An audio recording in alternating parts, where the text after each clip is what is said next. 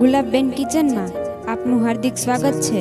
જો તમે અમારી ચેનલમાં નવા છો તો લાઈક, શેર અને સબસ્ક્રાઇબ કરવાનું ભૂલશો નહીં।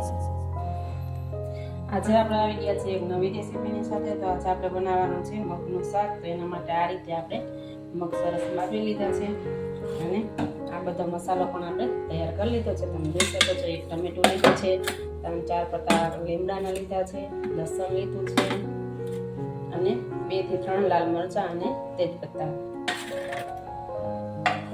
તો આપણે તેલ આવી જશે ત્યાં સુધી બધો મસાલો અને લસણને જે પીસવાનું છે એ પણ આપણે પીસી લેશી।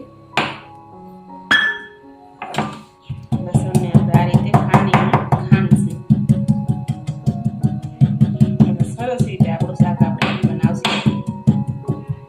એકદમ સરસ બને છે શાક। આ રીતે બનાવશો તમે એકવાર તો તમે વારંવાર બનાવશો।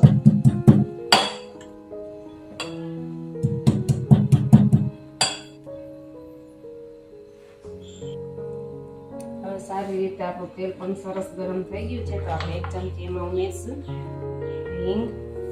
તમે જોઈ શકો કે સરસ રીતે ફૂટી ગઈ છે આપણી હિંગ પણ। 1 ચમચી જીરું। આમાં આપણે રાઈ ઉમેરવાની નથી, જો તમે ઉમેરવા માંગતા હો તો તમે નાખી શકો છો। 2 થી 3 મરચાં નાખી દેશું આપણે। આ રીતે આપણે એને મિક્સ કરી લઈશું। લીમડાના પાન,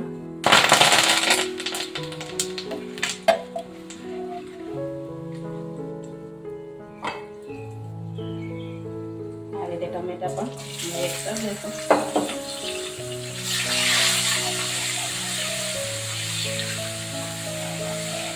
સરસ સુંદરી પણ આપણે શાકની હવા મેળવી છે। સરસ વઘાર થઈ ગયો છે। હવે આને આપણે 2-3 મિનિટ રાખીને ઢાંકી દઈશું જેથી સરસ ટમેટાને પાકી જાય। આ રીતે ઢાંકીને આપણે ઢાંકી દઈશું।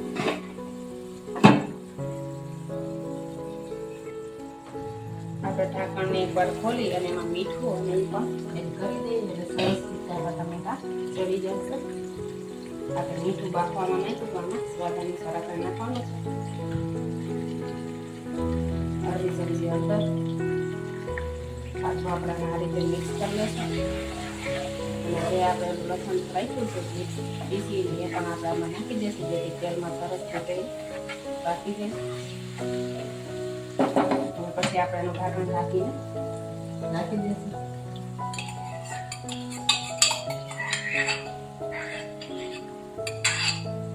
લસણ પણ આપણે એડ કરી દઈશું। જો તમે લસણ ન ખાતા હોય તો તમે એને બાદ કરી શકો છો।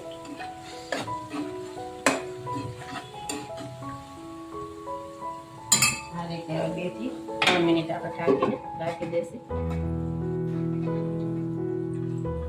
હવે આપણે જોઈ લઈએ 2 થી 3 મિનિટ થઈ ગઈ છે અને આપણે એકવાર વચ્ચે ચમચો પણ ફેરવી લીધો હતો। તમે જોઈ શકો સરસ બ્રાઉન કલરના ટમેટા થઈ ગયા છે। નાખી દઈશું મરચું પાવડર, તીખું મોરું તમે જે રીતે રાખતા હોય પ્રમાણે રાખી શકો છો। અમે અહીંયા 3 ચમચી ઉમેર્યું છે। 1 ચમચી ધાણા પાવડર। હવે એને સારી રીતે આપણે મિક્સ કરી દઈશું।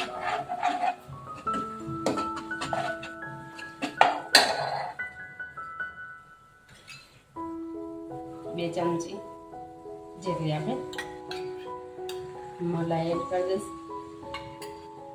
હવે એને સારી રીતે આપણે પકડી લઈશું। આ રીતે આપણે ચમચો ફેરવવાનો છે કેમ કે દહીં છે એટલે ફાટી ચમચા જેટલા સરસ પનીર જેવાનું થઈ જાય છે। તમે જોઈ શકો છો આપણો મસાલો કેવો રેડી થઈ ગયો છે।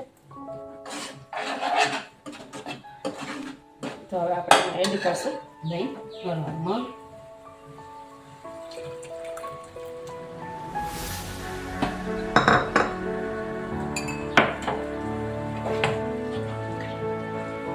ગેસની ફ્લેમ આપણે થોડીક વધારી દઈશું જેથી કરી સરસ મસાલો ચડી જાય। આપણે 150 200 ગ્રામ જેટલા મગ લીધા હતા. આ રીતે આપણે આને મિક્સિંગ કરી લઈશું. હજી જે મગ પડ્યા છે એ પણ આપણે એમાં એડ કરી દઈશું.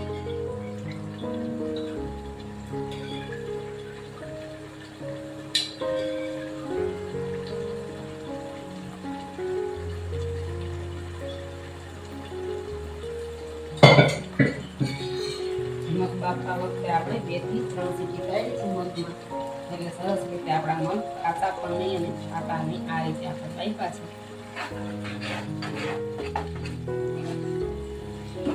હજી આપણે 1 કટોરી ભરાણી છે એટલે થોડુંક રસાવાળું કરવું છે, એટલે એના માટે આપણે મગ નાખી દઈશું એમાં.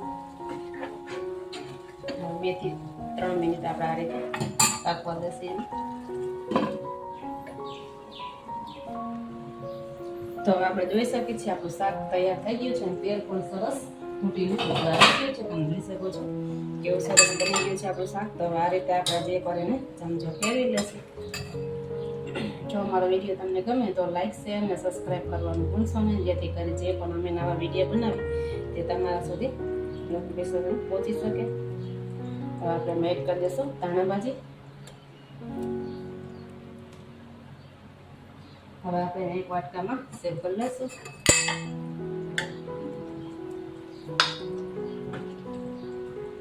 ગેસની ફ્લેમને આપણે પહેલા બંધ કરી દઈશું. જોઈ શકો છો કેટલું સરસ આપણું રસાવાળું શાક બનીને તૈયાર થઈ ગયું છે. તો મગ ભાત ખાવાની સરસ મજા આવે છે. તમે જોઈ લો કેવું સરસ બન્યું છે આપણું શાક.